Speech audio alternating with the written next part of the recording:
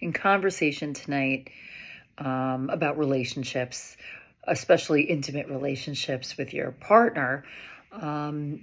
There's a lot of phraseology that talks about how important it is to feel seen and heard. And that is absolutely true. You need to feel that you can be real and raw and tell the truth about very uncomfortable things without having to pretty it up or make it into a story, to say exactly what you really feel and mean, and know that you feel that you are heard and seen.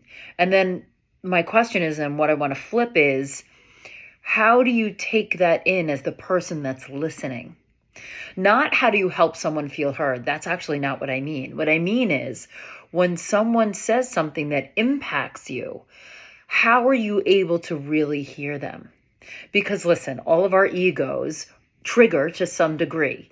Even if you're very evolved, if someone says something that moves you, that impacts you, you're going to feel an impact, right? And so usually you're either going to get defensive, you might get hurt, you might close off. For me, I always go with blank face, like what I think is blank face, right?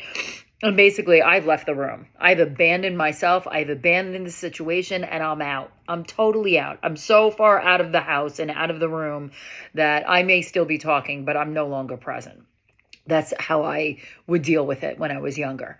And so what I try to do now is, first of all, I always make sure that I am saying, here's what I heard, right? Active listening, where you repeat back what you think you heard, so you can make sure that you're not projecting your own meaning into it, right? So you know that the meaning is clear and that you're hearing what you're speaking back to them is exactly their intention. Because if you're anything like me, you might start with a statement that isn't exactly what you want to say, and you might have to talk your way there. Okay, so that is absolutely a thing. It's certainly a thing that I do.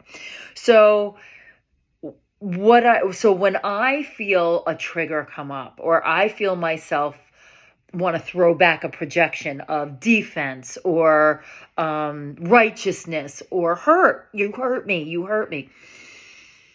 What I try to do is I try to call out the projection. So if I'm in discussion, I of course wait for someone to finish. Then I make sure I've understood what they said by repeating it back to them, to make sure that the intention that they had, not the intention I'm overlaying, but the intention that they had, they were able to relate to me. And then after that, if something really impacts me, I voice it. And sometimes it takes me a while. So I had a discussion with my partner the other week where he said some things that, if it was even 6 months ago, I would have listened and then went home and cried. And so what I did was, the next day, I really had to kind of walk through that, because it really did impact me. I didn't even realize that at the time. I was so busy being understanding. But I came back, and when I came back, I said, listen, I need to explain to you the impact that it had on me and the process that I had to go through to really hear you. Because hearing isn't just in the act when someone's speaking. Because if you're really listening, you're taking internally what they say, and you're going to color it with who you are. And when you come back to them, if you can clear everything up, and clearing is so important, that now that you both feel heard and understood. So the person that was speaking doesn't just feel heard, they feel completely understood, because now you have really worked that through and taken what they said internally into yourself. So that's what comes up for me today, is not just being able to have someone or yourself feel heard, but how you hear someone else. So what I ask you today is, what do you notice when you're listening to something that is giving you an impact? Do you start to get defensive? Do you start to shut down? Just notice what that is and name it. That's a really helpful thing, is just being able to name what's going on for you. And that's what's come up for me today. And I will see you tomorrow.